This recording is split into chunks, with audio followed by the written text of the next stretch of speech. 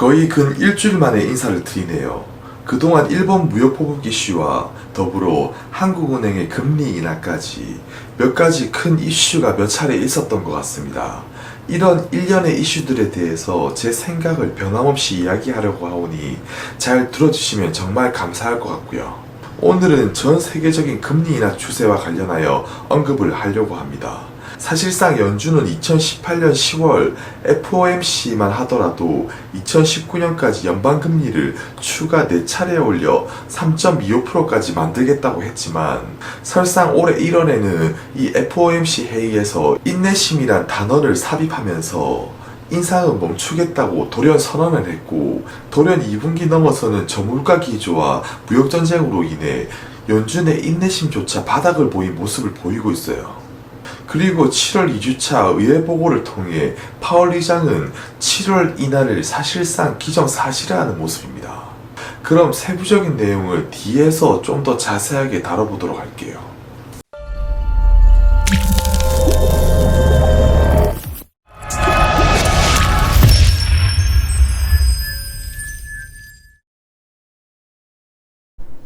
오늘의 주제, 전 세계적인 금리 인하가 막대한 유동성을 야기시킨다이고요. 부제로서는 이 달러 약세가 야기되면 죽어가는 신흥국도 살린다라는 부제로 오늘 썸네일을 만들어 봤습니다. 사실 큰 흐름에서 보게 되면 아직도 견고한 미국의 상황 속에서 이 쉽사리 달러의 강세는 꺾이지 않는 모양이지만 연준이 최근 금리 인하 기조를 밝히기 시작했고, 잇따라 신흥국가들도 금리 인하 기조를 유지하는 모습을 보이고 있고, 최근에는 한국은행도 금리 인하를 단행하기도 했고요. 전 세계적인 금리 인하의 기조 속에서 자산의 움직임은 어떻게 펼쳐질지를 한번 말씀드려 볼까 합니다. 첫 번째로 전 세계적인 금리 인하 추세가 진행이 되었다. 한국은행이 드디어 기준금리를 인하했어요. 사실 제가 보기에 진작에 실시해야만 했던 상황인데 어찌되었건 금리 인하를 단행하였고요. 다만 경제에서의 에너지가 단연 이 돈의 공급인데 이런 면에서 우리나라의 대처가 빨랐다고만 볼 수는 없을 것 같습니다. 다만 작년에는 이 화폐 가치 하락을 막기 위해 금리 인상을 단행할 수밖에 없었다라고 생각이 들고요. 그리고 기준금리 인하를 실시하기는 했지만 여전히 이 대출 규제가 이뤄지고 있기 때문에 다른 국가 대비해서 보더라도 상대적으로 완화적인 분위기를 띠기는 힘들 것 같습니다. 그럼 우리나라뿐만 아니라 세계적인 흐름 속에서 이 각국의 금리 동향을 한번 살펴보도록 할게요.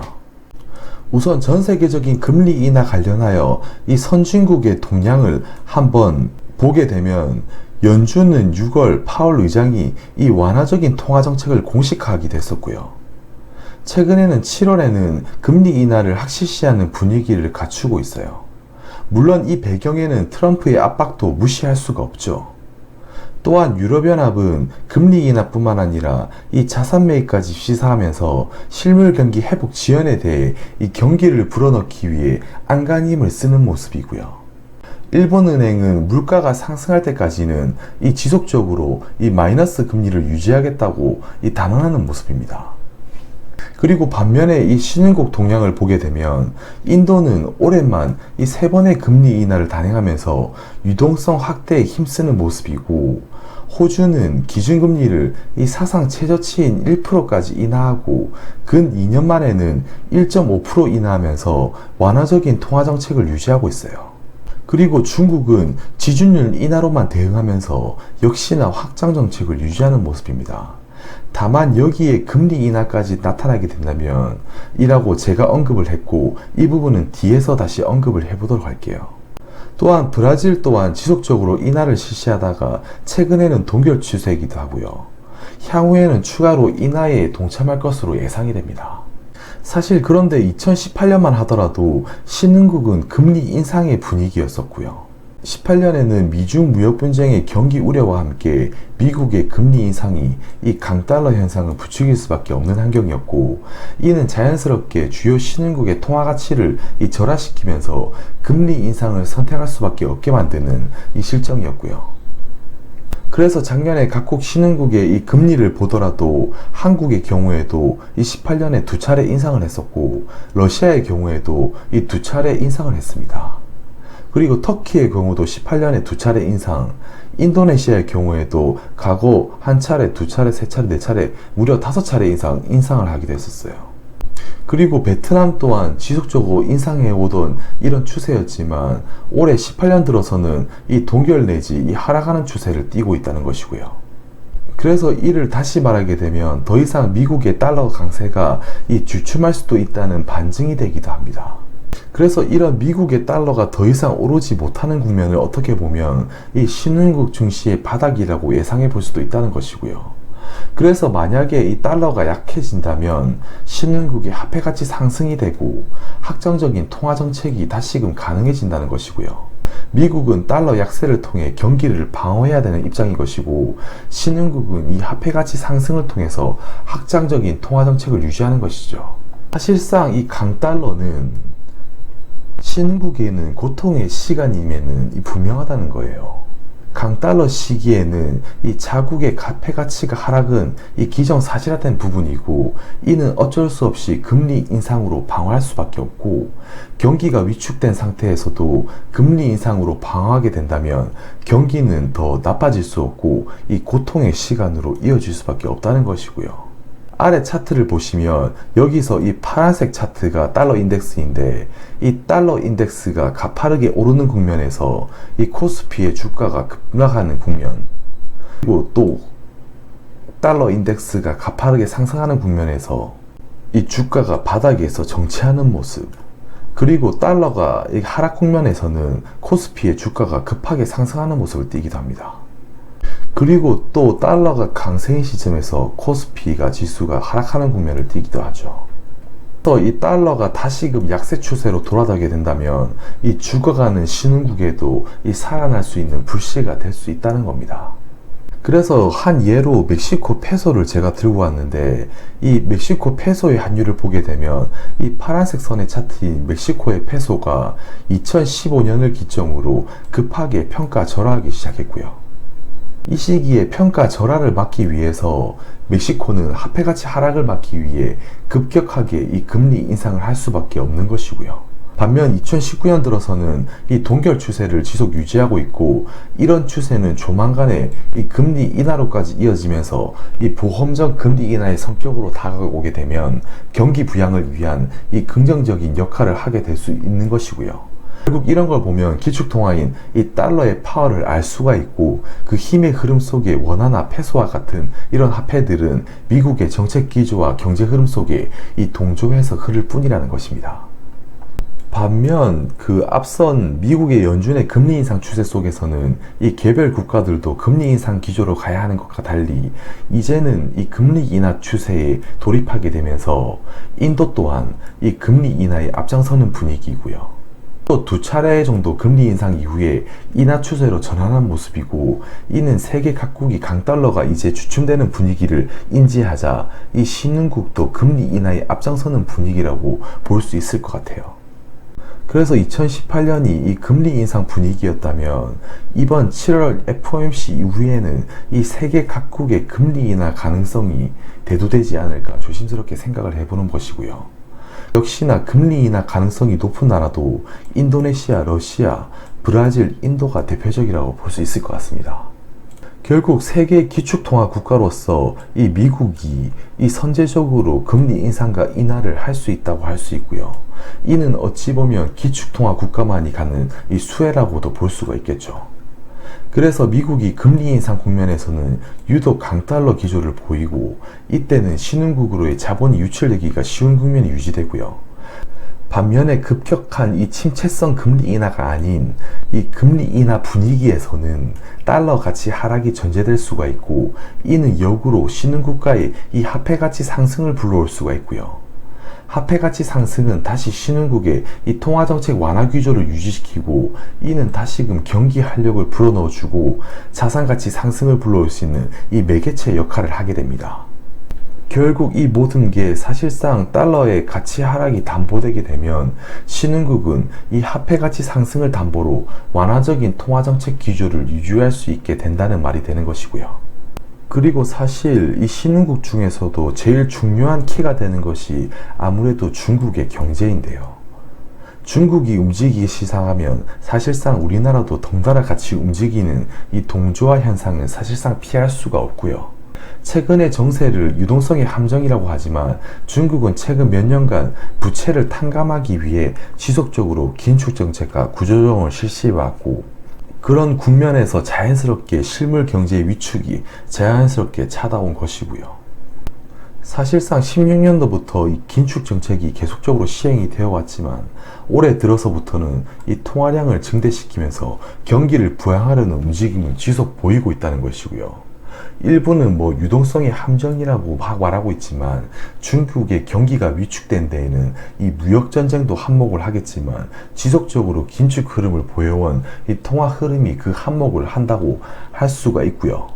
반면 올해 들어서부터는 지속적으로 경기를 부양시키기 위한 움직임과 중국의 지준율 인하를 바탕으로 통화량을 늘리려는 움직임을 볼 수가 있고, 심지어 현재는 이 금리가 동결 추세이긴 하지만 금리 인하를 보이기만 한다면 더 가파르게 통화량은 확대될 것이라고 전망이 되고, 이는 경기에 반영이 안 될래야 안 될 수가 없게 되는 것입니다. 그리고 단연 제일 중요한 게 이 달러의 행방이겠죠. 달러의 약세는 결국 죽어가는 신흥국의 이 희망의 씨앗이 될 것임에는 분명한 사실이고요. 이 회색 음영친 부분, 참고로 파란색 선이 미국의 금리 차트이고요. 지금 검은색 선은 미국의 달러 차트입니다. 그래서 아래 차트의 이 회색 음영친 부분을 보게 되면 이 금리가 상승하는 시기, 이 국면에서는 이 달러의 가치가 덩달아 이 상승하는 국면을 띠고 있고요. 반면에 이 금리 인하 시기에는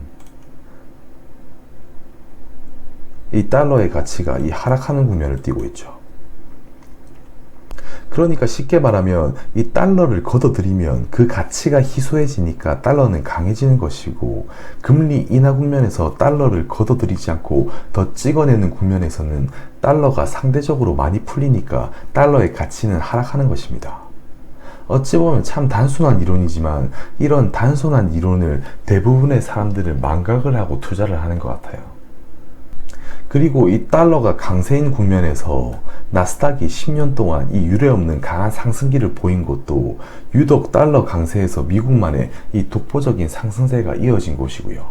물론 얼마나 더 이어질지 단언하지는 못하지만 향후 달러 약세가 가파르게 진행이 된다면 신흥국이 오히려 더 상승 잔재가 이 아웃퍼폼하게 나타나지 않을까 예측할 수 있는 부분이기도 합니다.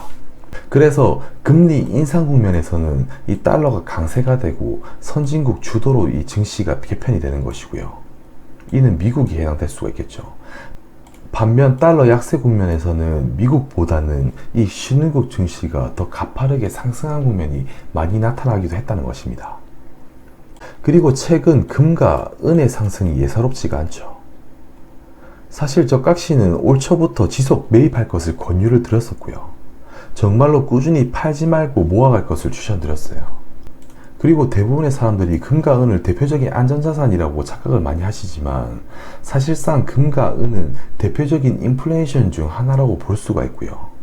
참고로 이 음영친 부분의 차트는 이 유가를 나타낸 것이고, 이 부분은 달러 대비 금의 가치를 나타낸 차트입니다. 이 유가는 대표적인 인플레이션, 물가 상승의 지표인 이 유가와의 차트를 보더라도 이 물가 상승률과 이 동조하여 나타나는 현상을 볼 수가 있고, 현재는 이 5년 이상의 신고가를 돌파한 시점은 금의 상승이 쉽게 가라앉을 것이라고 예측이 되지 않고 16년에 시작된 상품 가격의 상승과 함께 이 장기 추세의 구도로서 이 상승하는 모습을 볼 수가 있어요. 그리고 금은 무엇보다도 인플레이션 성격과 동시에 이 안전자산 성격을 띠기 때문에 정말 화폐 가치의 하락을 해지하고 싶다면 금은 아주 매력적으로 보인다는 것입니다. 그리고 BDI 지수라고 해서 경기 민감의 대표적인 파라미터라고 할 수가 있어요. 이 발틱 드라이 지수라고 해서 흔히 해운업 지수라고 그냥 간단하게 이해하시면 될 것 같고요. 통상 글로벌 물당량이 많아지고 수요가 많아질수록 지수가 높은 편인데 미중 간의 무역전쟁이 발발했다고 하지만 올해 들어서 이 급격하게 상승하는 모습을 보이고 있고요. 이미 미국에 상장된 이 벌크 선사들의 주가는 올해 초만 해도 50% 이상을 넘어가고 있다는 것을 참고해 볼 수 있는 상황이고요. 철강석 가격의 이 가파른 상승과 글로벌 물동량의 증가는 아무래도 세계 어디선가는 우리가 느끼지 못하는 이 무언가가 꿈틀대고 있는 게 아닌가 조심스럽게 생각이 든다는 것입니다. 그래서 오늘의 내용을 간단하게 좀 요약 정리해드리면 연준의 7월 FOMC 이후 단연 금리 인하가 지속될 것이라고 예상이 되지만 이 이후에는 신흥국도 금리 인하에 적극 동참할 것으로 예상이 되고요.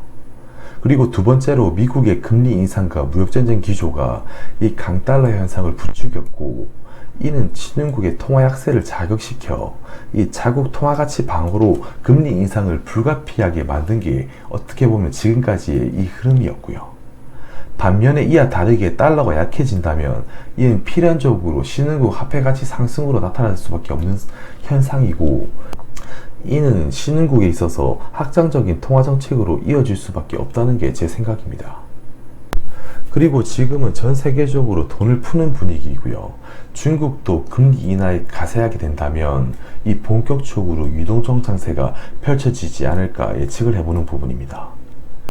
그리고 앞서 말씀드린 BDI나 금과 은의 상승, 그리고 철강석 가격의 가파른 상승은 인플레이션의 이 초기 징조를 보이고 있는 게 아닌가 생각이 들고요. 그래서 오늘의 결론은 달러 가치 하락은 죽어가는 이 신흥국의 불씨도 반드시 살릴 수 있다는 게 오늘의 결론이고요. 그래서 그 부분에 대해서 다시 한번 좀 강조를 해보고 싶은 것이었고요. 끝으로 한 일주일 만에 영상으로서 인사를 한번 드렸는데 다시 한번 끝까지 영상을 시청해 주셔서 감사드리고요. 오늘 영상이 유익하셨다면 이 구독과 좋아요는 한번 꼭 부탁드리고 또 다음 시간에 빠른 시간 내에 뵙도록 하겠습니다.